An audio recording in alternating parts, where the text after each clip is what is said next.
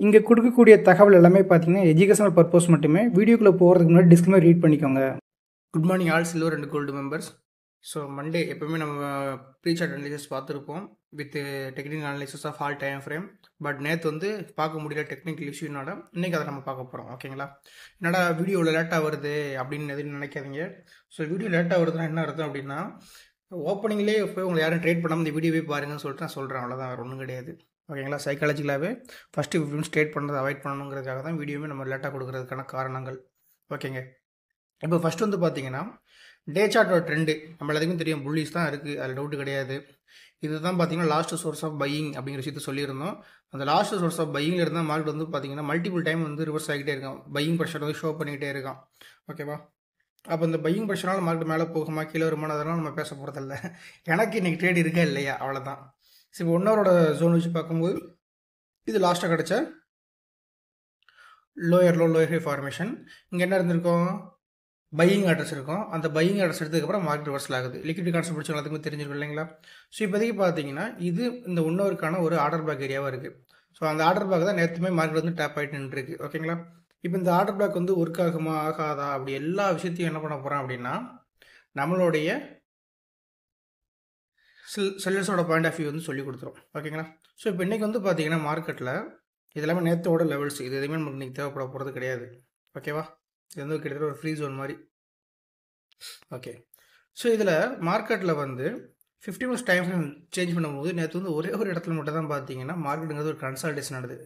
எக்ஸாக்டாக இந்த 24,450 அப்படிங்கிற இடத்துல. வேறு எங்கேயுமே மார்க்கெட்டில் பெரிய லா ஆஃப் கன்சால்டேஷன் நடக்கல. அப்போ லாஜிக்கலி நம்ம கீழோட்ஸ் மேக் பண்ணி 24,450 மட்டும் தான் ஒரு ஸ்ட்ராங்கான பேஸ் ஃபார்ம் ஆகிருக்குங்கிறத நம்ம மார்க் பண்ணுறோம். இப்போ கீழே வந்து ஒரு 3 கேள்வி தாங்க நடந்திருக்கு. இங்கே தான் மோர் நம்பர் ஆஃப் கன்சல்டேஷன் நடந்திருக்கு 15 மினிட்ஸில். ஓகே. ஸோ இதுக்கப்புறம் பார்த்தீங்கன்னா நம்ம ரெகுலராக மேக் பண்ணக்கூடியது மார்க்கெட்டோட அடுத்த மணி 24,600.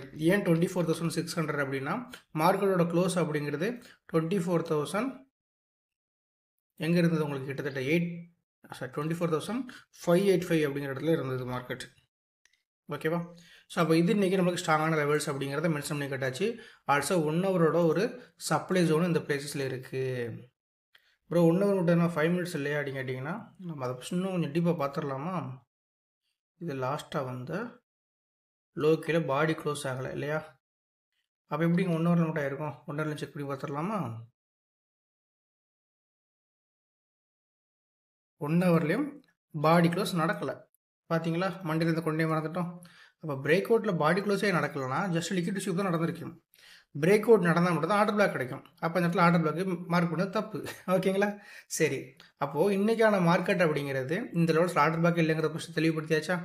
அப்போது மார்க்கெட் அப்படிங்கிறது இந்த பிளேஸ்லேருந்து மேலே போச்சுன்னா நம்மளுக்கான ப்ராபபிலிட்டி ஆஃப் சான்சஸ் அப்படிங்கிறது கால் செல்லர்ஸோட பேனிக். ஏன்னா நேற்று மார்க்கெட்டில் கால் செல்லர்ஸ் பெருசாக பர்ஃபார்மன்ஸே பண்ணலை. மார்க்கெட் முடியும் தருவாயில் தான் அவங்களோட என்ட்ரி அப்படிங்கிறது இருந்திருக்கு. இப்போ திரும்ப நேற்றோட ஹைக்கு மேலே மார்க்கெட் ட்ரேடாக ஆரம்பிச்சிச்சுன்னா ஆல்ரெடி அவங்க நியூ என்ட்ரி எடுத்து வச்சுருப்பாங்க. அவங்களாம் திரும்ப மார்க்கெட் வெளியே போகிற மாதிரி ஒரு சுச்சுவேஷன் அமைஞ்சிடும். ஓகேங்களா? ஒருவேளை இந்த 600-585 கீழே மார்க்கெட் இருந்துச்சுன்னா நேற்று ஃபுல்லாக புட் செல்லர்ஸ் வந்து செல் பண்ணிட்டு இருப்பாங்களே, அவங்களோட ப்ராஃபிட் புக் பண்ணுறதுக்கான வாய்ப்பாக மாறிடும். ஓகேங்களா? ஸோ அப்போ மாறிடுச்சு எவ்வளோ தூரம் வருங்கிறதுக்கான கீ லெவல்ஸ் வந்து நம்மளுக்கு இங்கே இருக்குது. மேலே போச்சு எவ்வளோ தூரம் போகிறதுக்கான வாய்ப்பு இருக்குது அப்படின்னு கேட்டிங்கன்னா, அடுத்து இருக்கக்கூடிய 1 ஹவரோட ஜோன்ஸ் எங்கே இருக்குது நம்மளுக்கு, இந்த பிளேசஸ். ஸோ இங்கே வரைக்கும் போகிறதுக்கான வாய்ப்பாக மாறும் மார்க்கெட்டில். ஓகேவா? இது போக நம்ம சில லெவல்ஸ்லாம் கொடுப்போம்ல, அதனால் நீங்கள் வந்து ஃபோக்கஸ் பண்ணிக்கோங்க ப்ரீமியம் சார்ட்டில். ஓகே. ஸோ இப்போ நான் டேரெக்டாக ப்ரீமியம் சார்ட் எடுத்துக்கிறேன். ஸோ இந்த ப்ரீமியம் சார்ட்டில் எப்படி பார்க்கும்போது 600-585 அப்படிங்கிற இந்த 2 லெவல்ஸ் மார்க் பண்ணுறேன். இந்த 600-585 லெவல்ஸுக்கு மேலே ஸ்பாட்டு வந்து ஸ்ட்ராங்காக இருக்கும்போது என்ன ஆகணும், கால் செல்லர்ஸ் அவனுடைய ஸ்னைப்பர் திரி பாயிண்ட்டு கீழே வரணும். அப்படி வந்துட்டான் அப்படின்னா ஆப்போனுங்கிறது மினிமம் 100 ஸ்கொயர் நம்பர் போயிடணும். அப்படி போயிட்டாலும் 121 144 2 ஸ்கொயர் நம்பர் அழகாக பிடிச்சி நம்ம வீட்டுக்கு போகலாம். ஃபஸ்ட்டு ஒன்று. ரெண்டாவது 600-585க்கு சாரி கொஞ்சம் மிஸ்பேச் ஆயிடுச்சு.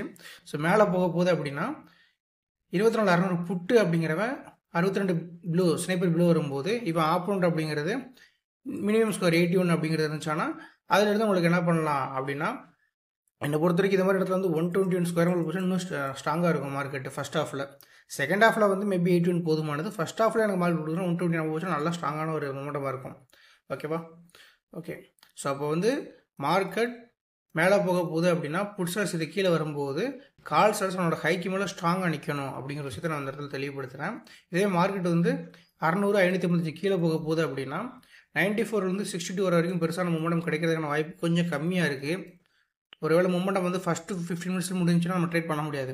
ஆனால் இந்த 62 பிரேக் டவுன் பண்ணி சஸ்டைன் பிலோவில் இருக்கும்போது 100 அபோவ் அப்படின்னு நல்ல ஒரு மூமெண்டம் கிடைக்க வாய்ப்பாக இருக்கும். ஓகேங்களா? இந்த மாதிரி லாஜிக்கலோட பாருங்கள் மார்க்கெட்டை.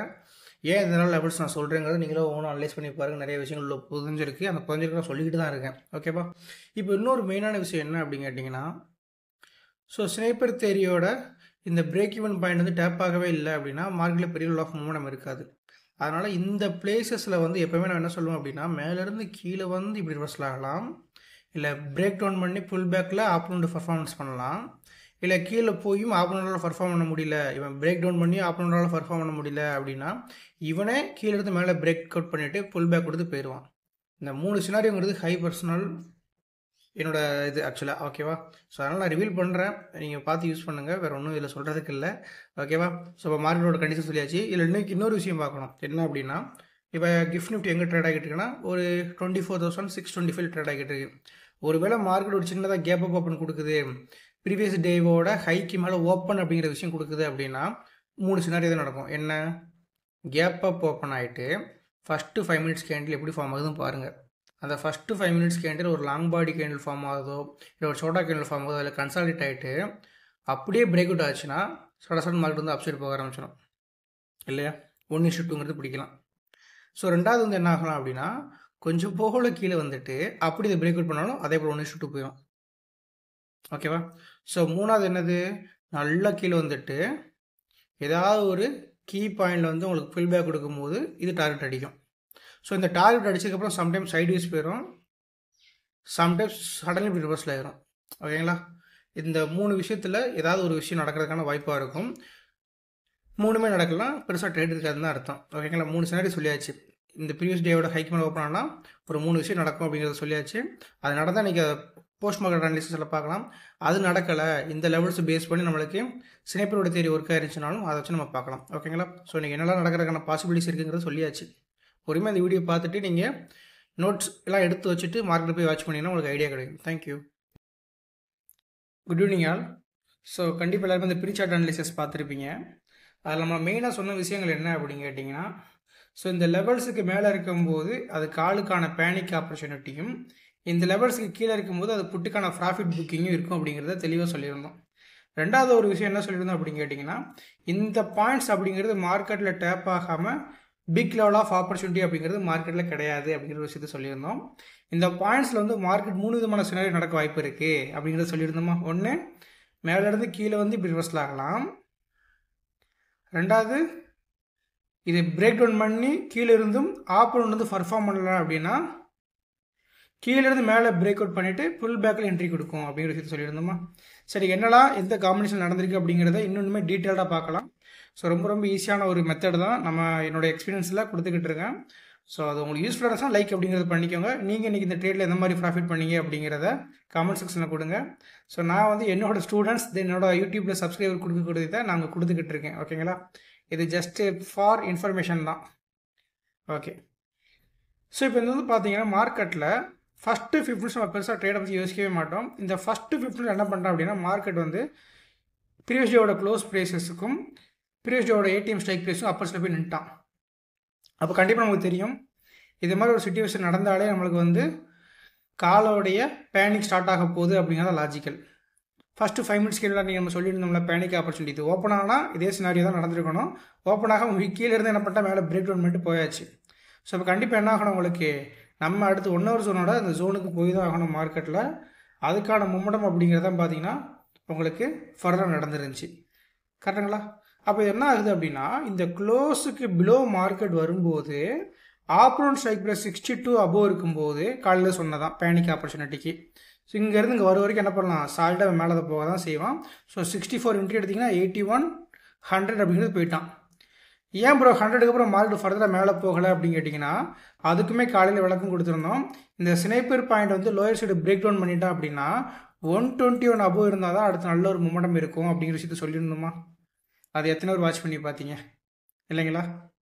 ஸோ அது இருந்துச்சா மார்க்கெட்டில்? இல்லை. அப்போது 24,600 இருக்கக்கூடிய புட் செல்லர்ஸ் டாமினேஷன் அப்படிங்கிற ஒரு விஷயத்தை எவ்வளோ நடத்தியும் ஆப்போனன்ட் செல்லர்ஸ் வந்து பை பண்ணுறதுக்கு ரெடி ஆகலை. இது பார்த்தோன்னே புரிஞ்சிருக்கும். ஸோ ஒரு செல்லர் டாமினேஷன் பண்ணுறதுனால மட்டும் மார்க்கெட்டோட டைரக்ஷன் வந்து முடிவு பண்ண முடியாது. ஆப்போனண்ட்டில் இருக்கக்கூடிய செல்லர்ஸ் வந்து பை பண்ணணும் அப்படிங்கிற விஷயம். ஓகேங்களா? அப்போ என்ன ஆகலை, அது நடக்கலை. அதனால் என்ன ஆயிடுச்சு, திரும்பங்கிறது ரிவர்சல். ப்ரோ அப்போ இந்த ரிவர்சல் நம்மளால் பிடிக்க முடியுமா அப்படின்னு கேட்டிங்கன்னா, ஸோ ஹச்எல்சி கான்செப்டில் டெஃபினட்டாக இங்கேருந்து வரக்கூடிய இந்த டவுன்ஃபால் பிடிக்க முடியும் தான் நான் சொல்லுவேன், அடித்து சொல்லுவேன். ஓகேங்களா? அப்போ ஃபஸ்ட்டு ட்ரேடு அப்படிங்கிறது காலையில் கிடச்ச இந்த 64 to 100 இதுதான் நம்மளுடைய தமிழ் ஸ்டாக்கோட ஃப்ரீ சேனல். நிறைய பேர் ப்ராஃபிட் எடுத்து போட்டிருப்பாங்க, அதை உங்களுக்கு ஷோ பண்ணியிருப்பேன். சரி ப்ரோ அதுக்கப்புறம் என்ன ப்ரோ ஆச்சு அப்படின்னு கேட்டிங்கன்னா, அதுக்கப்புறம் என்னங்க ஆச்சு, இங்கேருந்து மேலே பிரேக் அவுட் பண்ணிட்டு போயாச்சு. எக்ஸ்பீரியன்ஸ் பர்சன் எல்லாமே இந்த ட்ரேடை பண்ணியிருப்போம். இல்லை எனக்கு எக்ஸ்பீரியன்ஸாக இல்லைப்பா அப்படின்னா சரி விட்டுருங்க வேண்டாம். திரும்ப என்ன பண்ணிட்டாங்கன்னா இவன் க்ளோஸ் பிலோ வராங்க. அப்போ இவன் க்ளோஸ் பிலோ இருக்கும்போது நம்ம காலையில் ஒரு விஷயத்த சொல்லியிருந்தோம், கண்டிப்பாக ஆப்போனண்ட் அப்படிங்கிறவன் ஒரு 100 ஆகும்போது போகட்டும், அப்போ தான் மும்முடம் இருக்குங்கிறத சொல்லிட்டோம் இல்லைங்களா? இல்லை, திரும்ப பார்த்தீங்கன்னா இங்கிறது மறுபடியும் ஒரு ரிவர்சல் ஆகிறான், மறுபடியும் கீழே வரான். ஆனால் இவ்வளோ ப்ராசஸ் நடந்ததுக்கான காரணமே பார்த்தீங்கன்னா, ஒரு ATM seller previous to close கீழே வந்தும் ஆப்போனண்டால் பர்ஃபார்ம் பண்ண முடியலனாலும், ஸ்னேப்பர் கீழே வந்து ஆப்போனண்டால் பர்ஃபார்ம் பண்ண முடியினாலுமே நம்மளுக்கு கிடைக்கக்கூடிய ஜாக்பாட் பேட்டர்ன் இது ஏபிசி தான். ஸோ ஏபிசி எப்படி கூட பார்க்கணும் அப்படின்னா, ஸ்னேப்பருக்கு கீழே இருந்து அப்பர் சைடு பிரேக் அவுட் கொடுக்கணும். Once Appar side break out கொடுத்ததுக்கப்புறம் திரும்ப இந்த ஸ்னேப்பர் பாயிண்டில் வந்துட்டோ இல்லை எங்கேருந்து எனக்கு ரேலி ஸ்டார்ட் ஆனதோ அந்த ஸ்டார்டிங் பாயிண்ட்டு ஹை பாயிண்ட் போடும்போது மினிமம் 0.5 டிஸ்கவுண்ட் ப்ரைஸ்க்கு கீழே போகணும் இல்லைங்களா? ஸோ அப்படி போனதுக்கப்புறம் நம்மளுக்கான ப்ராப்பர் ஒரு என்ட்ரி கிடச்சிருக்கு இந்த பிளேசஸில். லிட்டில் ஒரு மார்னிங் ஷார் இல்லை 3 இன்சைட் அப்புங்கிற இடத்துல ஒரு என்ட்ரி கிடச்சிருக்கு. இங்கேருந்து சாலிடாக மார்க்கெட்டுங்கிறது அப் சைடு தான் போனது. ஸோ யாரும் சொல்லுவாங்க இந்த இடத்துல வந்து என்ன ஆச்சு அப்படின்னு கேட்டிங்கன்னா, 24,600 புட் செல்லர்ஸ் வந்து டாமினேஷன் பண்ண ரெடியாகியும் ஆப்போனண்ட் வந்து ப்ராஃபிட் புக் பண்ண ரெடி ஆகலை. இதனால் நானே என்னுடைய பொசிஷனை க்ளோஸ் பண்ணிட்டு வெளியே போகிறோம் போங்க அப்படின்னு சொல்லிட்டு வெளியே போயிட்டாங்க. அவ்வளோதான் லாஜிக்காக தான் ஏபிசி. ஓகேங்களா? இது நடந்த இடம் எங்கே அப்படின்னு பார்த்தீங்கன்னா, ப்ரீவியஸ் டேவில் கிடச்ச ஏடிஎம் அண்டு க்ளோஸுக்கு பிலோவில் மார்க்கெட் இருக்கும்போது நம்ம கொடுத்த கீ லெவல்ஸ் கிட்ட ஆல்மோஸ்ட் வந்தாச்சு. 3 o'clock வரைக்கும் பார்த்தீங்கன்னா கிட்டத்தட்ட நம்மளுடைய கீ லெவல்ஸ் நியரஸ்ட்டில் வந்துட்டாங்க மார்க்கெட். சிம்பிள் பாருங்களேன். ஸோ காலோட பேனிக்கும் பிடிச்சாச்சு, ப்ரீவியஸ் டேயோட க்ளோஸ் பிலோ வரும்போது அது செல் பண்ண செல்லர்ஸோடைய புட் செல்லர்ஸோடைய ப்ராஃபிட் புக்கிங் பிடிச்சாச்சு இல்லைங்களா? இப்போ நல்ல ஒரு விஷயம் நோட் பண்ணி பாருங்கள். கடந்த 4 நாட்களாக பார்க்கும்போது ஒவ்வொரு நாளுமே ஒரு செல்லர்ஸ் அப்படிங்கிறவங்க மார்க்கெட் விட்டு கம்ப்ளீட்டாக வெளியே போகிறாங்க, ஆப்போனண்ட் செல்லர்ஸ் அப்படிங்கிறவங்க மார்க்கெட்டில் ஸ்ட்ராங்காக இருக்காங்க. ஸோ இது வந்து பார்த்திங்கன்னா பார்த்த உடனே தெரியும் நம்மளுக்கு என்ன ஆகஸ்ட் 7th என்ன நடந்திருக்கு மார்க்கெட்டில். கால் செல்லர்ஸ் அப்படிங்கிறவங்க மார்க்கெட் வெளியே போயிருக்காங்க. கரெக்டுங்களா? நெக்ஸ்ட் என்ன பண்ணிட்டாங்க, இங்கே செல்லிங்கில் ஸ்ட்ராங்காக இருந்தால் புட் செல்லர்ஸ் எல்லாம் ப்ராஃபிட் புக் பண்ணுறாங்க. திரும்ப இங்கே வந்து பார்த்தீங்கன்னா புட் செல்லர்ஸ் மார்க்கெட் வெளியே போகிறாங்க, செல்லிங்கில் ஸ்ட்ராங்காக இருந்த கால் செல்லர்ஸ் நெக்ஸ்ட் டே வந்து ப்ராஃபிட் புக் பண்ணுறாங்க. அடுத்து இங்கே என்ன பண்ணியிருக்காங்க, திரும்ப புட் செல்லர்ஸ் எல்லாம் ஸ்ட்ராங்காக இருந்திருக்காங்க, கால் செல்லர்ஸ்லாம் வெளியே போயிருக்காங்க, எகைன் புட் செல்லர்ஸ் மார்க்கெட்டில் வந்திருக்காங்க. இதே தான் திரும்ப திரும்ப நடந்துக்கிட்டு இருக்குது ஒரு 4 நாட்களாக இல்லைங்களா? ஸோ இது நடந்த இடம் எங்கே அப்படின்னு கேட்டிங்கன்னா, last source of buying area. So இந்த இடத்துல யார் பெரியவங்க, யாரோட பேச்சை வந்து ரூல் ஆகணுங்கிறதுக்காக பயங்கரமான ஒரு போட்டி நடந்துக்கிட்டு இருக்கு. ஸோ அஸ்பெக்ட் டெக்னிக்கலாக பார்க்கும்போது நம்மளுக்கு தெரியும் அடுத்த லெவல்ஸ் எங்கே இருக்குது அப்படிங்கிறது. என்னாச்சு 24,400 லெவல்ஸ், எஸ் தான் வந்துருச்சு. ஸோ அடுத்த கீ லெவல்ஸ் எங்கே இருக்குன்னு நமக்கு தெரியும். இதுக்கு கீழே மறுபடியும் வந்துட்டாங்கன்னா பையிங் அப்படிங்கிறது ரொம்ப ரொம்ப ரிஸ்க் ஆயிரும் இல்லையா? லாஸ்ட் சோர்ஸ் ஆஃப் பையிங் யாருக்காக, இன்வெஸ்டர்ஸுக்காக. ஸோ அதுக்கப்புறம் சாலிடாக ஒரு 500 பாயிண்ட்டுங்கிறது உங்களுக்கு பயங்கரமான டவுனாக இருக்கும். அதை வந்து புட்டோட பேனிக்காக மட்டுமே கொண்டு வந்துக்கிட்டு இருக்கோம். அது மட்டும் இல்லாமல் வீக்லியோட சார்ட்டும் எடுத்து காட்டுறேன். இது போன வாரத்தில் புட் செல்லர்ஸ் வந்து என்ட்ரி எடுத்த இடம், இது இந்த வாரத்தோட புட் செல்லர்ஸோட பொசிஷன் ஏரியா. இந்த 2 லெவல்ஸும் கீழே மார்க்கெட் இருந்துச்சுன்னா மொத்த புட் செல்லர்ஸ் என்ன பண்ணிடுவாங்க, மார்க்கெட்டு ஓடிடுவாங்க. அப்போ புட்டுங்கிறது பேனிக்காக மாறிடும். இந்த ஒரு விஷயத்தை மட்டும் நீங்கள் ஸ்ட்ராங்காக வச்சுக்கோங்க. இந்த லெவல்ஸ் ரொம்ப ரொம்ப crucial levels for this week. ஒருவேளை இந்த வாரம் உங்களுக்கு இதாகலை அப்படின்னு கேட்டிங்கன்னா, இது வந்து ஆக்சுவலாக ஃபஸ்ட்டு மந்த் ஆஃப் ஆகஸ்ட் இல்லையா? ஆகஸ்ட் மந்தோட ஃபஸ்ட்டு டே, சாரி. இது அப்படியே ஃபஸ்ட்டு வீக்கும் இதுதான். First month, first week, first day August மந்தில். இது செகண்ட் டே.